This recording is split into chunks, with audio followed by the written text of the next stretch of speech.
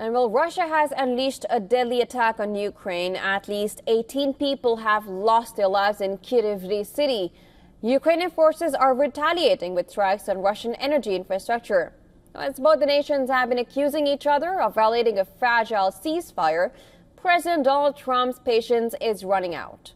And our next story takes a closer look at the battlefield.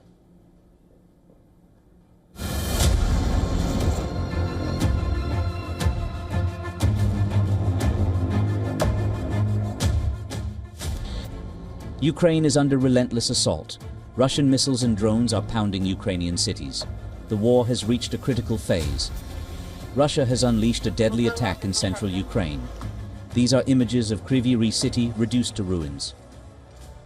I have not seen the flash. I only heard the explosion. All windows, glass fell on me, but I was not hurt, surprisingly.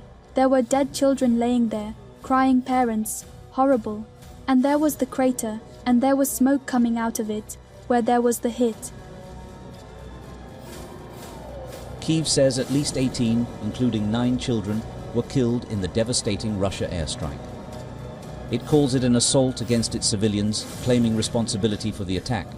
Russia carried out the high-precision missile strike with explosive warhead on a restaurant where Ukraine's unit commanders and Western instructors were meeting.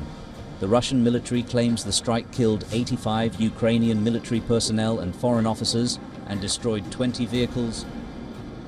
A ceasefire could have been reached by now, and it is Putin who rejects it.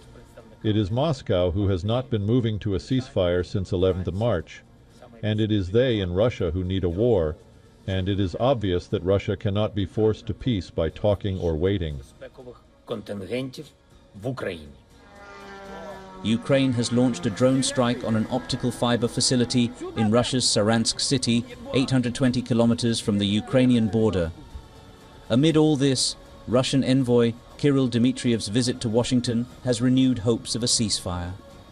Dmitriev made it a point to share details of his U.S. visit, unlike Trump's envoy, Witkoff calling his U.S. visit successful and constructive, Putin's envoy.